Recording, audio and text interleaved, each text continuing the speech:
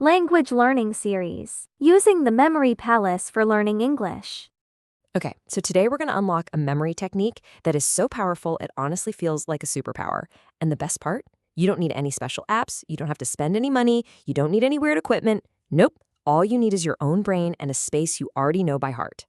I mean, we're talking about the exact method that MI6 spies use to instantly memorize up to 100 different bits of intelligence when they're out in the field. It's the same technique that world memory champions use to lock in 195 new faces to memory in just 15 minutes. So this isn't just some little trick, it's a fundamental upgrade to how your brain can work. And this quote from a former MI6 agent, Warren Reed, really gets to the heart of why this whole thing works. The key is to basically forget everything you learned about just repeating things over and over. To remember better, you've got to think weirder, a lot weirder. Okay, so why is this such a big deal for an intelligence agent?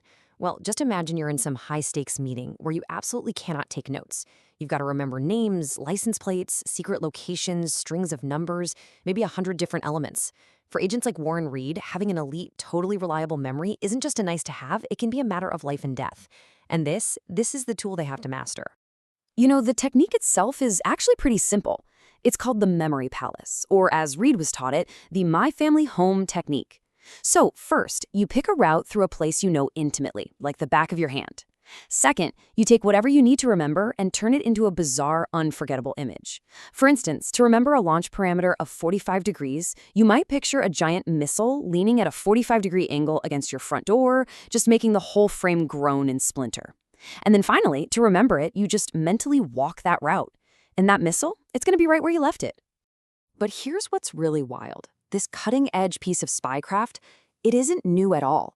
Actually, its origin story is this dramatic, almost movie-like tale that takes us way back, about 2,500 years, to ancient Greece. So the story goes like this. A poet named Simonides of Ceos was at a huge banquet. He gets called outside for just a moment, and in that instant, the roof of the hall completely collapses, tragically killing everyone inside. The scene was just devastating, and the victims were unrecognizable. But Simonides, he closed his eyes and was able to perfectly picture the room, identifying every single victim just based on where they had been sitting. And that was his big aha moment. Our brains are absolutely brilliant at remembering where things are, way better than they are at remembering abstract facts. And that epiphany was the birth of the memory palace. So it's a great story, right? And it obviously works for spies. But what does modern science have to say about it?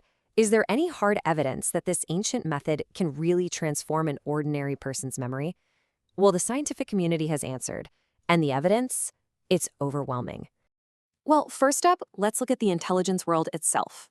A declassified CIA paper found there's a significant relationship between memory training and a boost in recall of key details from intelligence reporting.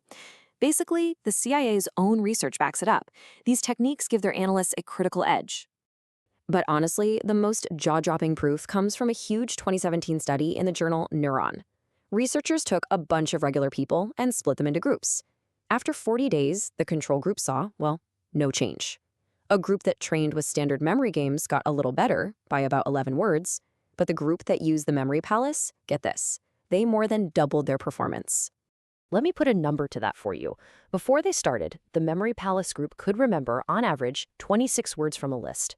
After just 40 days of training for about a half hour a day, that number skyrocketed to an incredible 62. And this is where it gets really mind-blowing. The improvements weren't just temporary. They were still there 4 months later, with no more practice. And fMRI scans revealed something amazing. The actual wiring patterns in their brains had started to change, to look more like those of world-class memory champions. It wasn't just a new trick they learned. The training literally changed their brains. All right, so we've got the epic history, we've got the solid science. So now let's get practical. You can start building your very own memory palace right now. And trust me, it's easier than you think. So here are the 5 main steps to get you started. First, pick a place you know like the back of your hand. Your house, your walk to work, and map out a specific path with clear stops along the way. Second, for each thing you want to remember, create a crazy multi-sensory image. Third, place those images one by one at each stop on your route. Fourth, to remember the info, just take a walk through that route in your mind. And fifth, Do that mental walk once before you go to sleep and again in the morning to really lock it in. Okay, let's try a quick example with a word you might want to learn. How about procrastinate? It's kind of abstract, maybe a little tough to pin down with regular old flashcards. Okay, now let's apply the memory palace method. Let's say the first stop in your house is the living room couch. You need an image for procrastinate. Well, what does it sound like? Maybe crab. So you picture a giant, grumpy crab, a procrastinator, wearing a bathrobe and slippers, just lounging on your couch, watching TV, eating chips, putting off doing the dishes. It's ridiculous. It's vivid. And because of that, it is unforgettable. And all of this really leads to the most powerful idea of all. For centuries, we've kind of thought of a great memory as this natural gift. You're either born with it or you're not. But the science and the real-world results of memory champions tells a completely different story. Take a guy like Boris Conrad, a German memory champion. This guy can memorize 195 names and faces in 15 minutes. He can memorize a shuffled deck of cards in 30 seconds. So you'd think his brain's just different, right? Well, not according to him. His own words say it all. I started with a normal memory and just trained myself. And you know what? Science completely backs him up. That same neuron studies scanned the brains of 23 of the world's top memory athletes. And anatomically, their brains were identical to yours and mine. No special parts, no bigger memory center. The only difference, the only one, was in the patterns of how their brain was wired, patterns they had built through training. So here's the bottom line, the big takeaway. A superior memory isn't hardware you have to be born with. It's more like software that you can install. It's a skill. And just like any skill, it can be learned, practiced, and mastered by pretty much anyone. So, you ready to give it a shot?